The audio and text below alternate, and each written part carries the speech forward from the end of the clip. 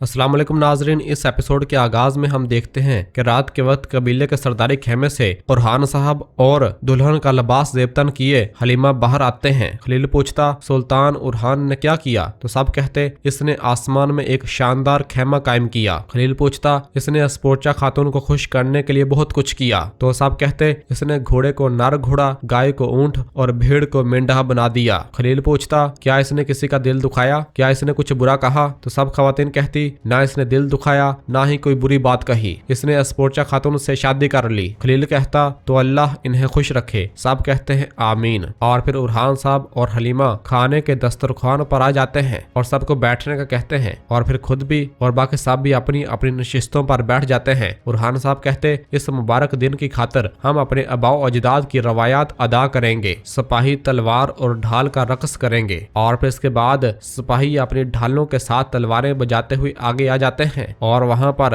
रक्स करना शुरू कर देते हैं और गोल दायरा बनाकर मुसलसल अपनी तलवारों को ढालों के साथ बजाते हैं और रक्स करते हैं। ये बिल्कुल इसी तरह का रक्स है जो कि आप सब अर्तुगरल और कारा उस्मान सीजन में भी देखते आए हैं और तमाम सरदारान और सिपाही बैठकर उसे एंजॉय करने लग जाते हैं। जबकि इस दौरान हम देखते हैं कि कबीले के बाहर शाहिनशाह दमीरहान अपने सिपाहियों के हमरा बैठे हुए होते हैं। जबकि शाहिनशाह बहुत ही ज्यादा गम में खोया हुआ नजर आता है तो दमीरहान उससे कहता, इंतकाम तुम्हारा हक है शाहिनशाह साहब। शाहिनशाह कहता, बाप अपने बेटों को दफन नहीं करते। मेरे पास अब अपनी जान के सिवा कुछ नहीं बचा। मुझे किसी चीज का खौफ नहीं रहा, या इंतकाम या मौत। इस दौरान दरसून वहां पर आ जाता है तो दमीरहान उससे पूछता, दरसून मेरे भाई, कोई अच्छी खबर सुना दो। क्या तुम्हें कोई रास्ता मिला? दरसून कहता, उन्होंने इंसानी दीवार खड़ी कर दी है भाई। तमाम सिपाही और सरदार वहां मौजूद हैं। दरवाजे से जाना मौत को दावत देना है। शाहिनशाह कहता, मैं इनके कबीले को अच्छी तरह जानता हूँ, ये एक किले की तरह है। उरहान ने जरूर एहतियात की होगी क्योंकि अब मैं इसका दुश्मन हूँ। दरसून कहता, लेकिन एक रास्ता है शहनशाह साहब। दमीरहान पूछता, कहाँ है वो कोई रास्ता? दरसून कहता, अस्तबल के पीछे एक छोटा दरवाजा, वो खामोश और बेपहरा है। मैंने एक बार इसी दरवाजे से घोड़ों की गंदगी फेंकी थी। अल्पतगन कहता, दरसून साहब दुरुस्त कह रहे हैं। तो शहनशाह कहता, अपने बेहतरीन सिपाहियों को जमा करो जो इस मुहिम के लिए सब कुछ कुर्बान कर सकें। अल्पतगन कहता, जो हुक्म मेरे हजूर। दमीरहान कहता, मैं तुम्हें अपने बेहतरीन सिपाही दूंगा और मेरा भाई, तुम्हारा कभी अस्तबल का मुलाजम होना मेरे लिए सुनहरी चाबी बन गया। दरसून कहता, ए वल्ला भाई, मैं शहनशाह साहब के सिपाही के साथ आगे बढ़ूंगा और रास्ता साफ कर दूंगा और मैं हलीमा के साथ अपना अधूरा हिसाब आज मुकम्मल करूंगा इंशाल्लाह। दमीरहान कहता, उस शैतानी लड़की से बदला लो, मैं तुम्हारा यहाँ इंतजार करूंगा। शहनशाह पूछता, क्या आप नहीं आएंगे दमीरहान साहब? दमीरहान कहता, मैं कराची के दोनों सरदारान को एक साथ जंग में नहीं भेज सकता, मैं तुम्हारे पीछे रहूंगा। शहनशाह कहता, ए वल्ला, चाहे जैसे भी हो, जब चांद सर पर होगा उरहान की शादी खून से रंगी जाएगी। दमीरहान कहता, चलो बिस्मिल्लाह।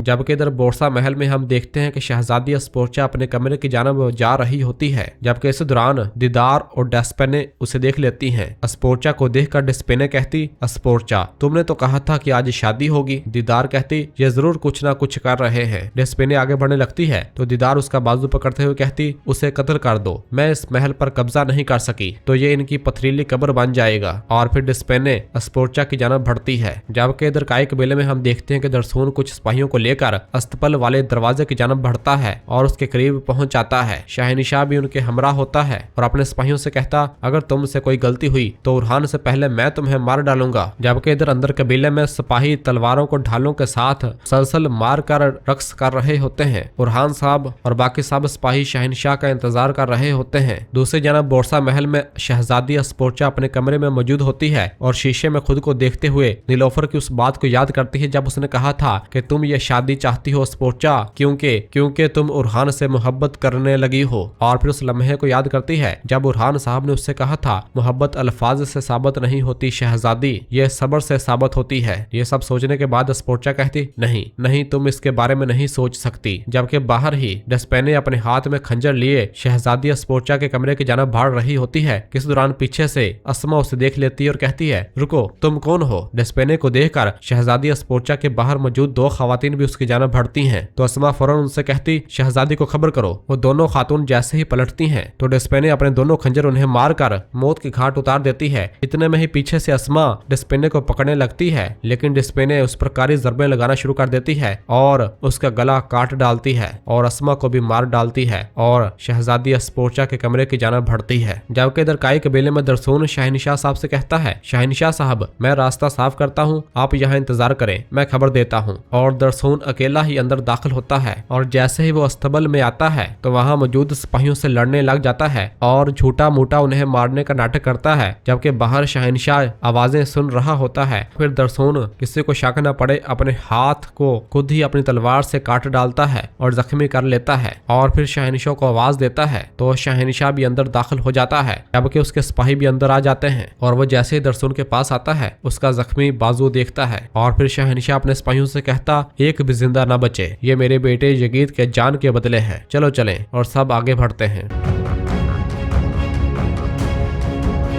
जबकि दूसरी जानब बोरसा महल में दीदार खातून गोंजा के कमरे की जानब आहिस्ता आहिस्ता बढ़ रही होती है। एक बाजियान जैसे उसे देखती है तो दीदार फौरन अपना खंजर से उसे मौत के घाट उतार देती है। जबकि अंदर कमरे में गोंजा खातून अपने बच्चे का लिबास देख रही होती है और वहाँ मौजूद औरत से कहती बहन हमें ये सब धोने हैं, तो वो कहती जैसे आपका हुक्म। जबकि इधर शहजादी अस्पोर्चा जब अपने कमरे में मौजूद होती है किसी दौरान डिस्पेने कमरे के अंदर दाखिल हो जाती है। उसे देखते हुए अस्पोर्चा पूछती तुम कौन हो, तो डिस्पेने अपने हाथ में तलवार लिए आगे बढ़ती है। जबकि बाहर नीलोफर खातून जैसे ही अस्पोर्चा के कमरे की जानब आ रही होती है तो वहां पर अस्मा और बाकी बाजियान की लाशें देखती है तो भागती हुई अस्मा के पास आती है और कहती अस्मा अस्मा क्या तुम ठीक हो बहन, तुम्हारे साथ ये किसने किया है। अस्मा कहती मुझे माफ कर देना और मर जाती है। तो नीलोफर कहती इन्ना लिल्लाहि व इन्ना इलैहि राजिऊन और फिर उठती है और बाकी बाजियान को देखने लग जाती है और वो भी मर चुकी होती है। जबकि इतने में ही उसे शहजादी अस्पोर्चा की आवाज आती है सिपाहियों बहनों, जिसे सुनते साथ ही नीलोफर तलवार लेती है और उसके कमरे की जानब बढ़ती है। जबकि इधर काई कबीले में हम देखते हैं कि एक सिपाही भागता हुआ अलाउद्दीन साहब के पास आता है और उसके कान में कुछ बताता है तो अलाउद्दीन साहब उरहान साहब को इशारा कर देते हैं और उरहान साहब समझ जाते हैं और सब चौकन्ना हो जाते हैं। जबकि इधर बोरसा महल में डिस्पेने ने अस्पोर्चा पर हमला कर दिया होता है। अस्पोर्चा अपना दिफा कर रही होती है और उससे बचने की कोशिश कर रही होती है। कितने में ही नीलोफर खातून भागती हुई कमरे के अंदर दाखिल होती है। डिस्पेने अस्पोर्चा को जमीन पर गिरा देती है और जैसे ही अपनी तलवार से उसे मारने लगती है तो नीलोफर अपना खंजर उसे दे मारती है और कहती तुम कौन हो शैतान, और भागती हुई डिस्पेने पर हमलावर हो जाती है और दोनों एक दूसरे से लड़ने लग जाते हैं। किसी दौरान पीछे से अस्पोर्चा डिस्पेने पर हमलावर हो जाती है और कहती है नीलोफर भाग जाओ। नीलोफर जैसे ही उठती है तो उसे एकदम दर्द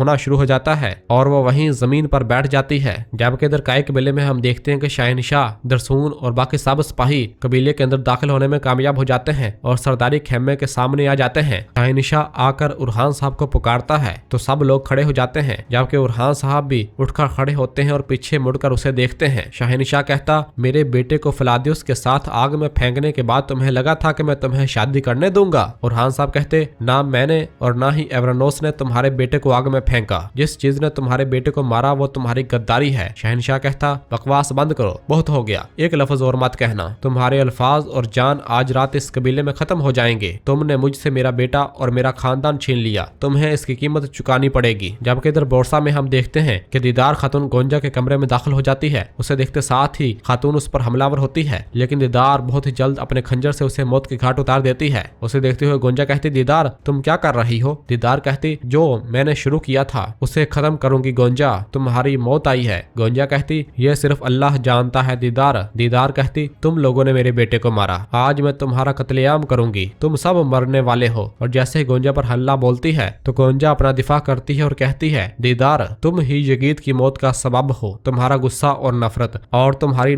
कभी न खत्म होने वाली लालच, तुम यहाँ मरोगी और तुम्हारा गद्दार सरदार शादी में ऐसा है। यह सुनकर दीदार कहती शहनशाह के लिए एक जाल, क्या कोई शादी नहीं हो रही। गोंजा कहती नहीं। यह सुनकर दीदार चौंक जाती है। और नाजरीन इसी जगह पर एपिसोड खत्म करते हैं। मिलते हैं बहुत जल्द अगली एपिसोड के साथ। वीडियो को लाइक कर दें और जिन दोस्तों ने अभी तक चैनल सब्सक्राइब नहीं किया वो जल्दी से चैनल सब्सक्राइब कर दें और बेल आइकन यानी घंटी वाले निशान को भी प्रेस कर दें ताकि आने वाले एपिसोड्स आपको आसानी मिल सकें। दुआओं में याद रखें। अल्लाह हाफिज।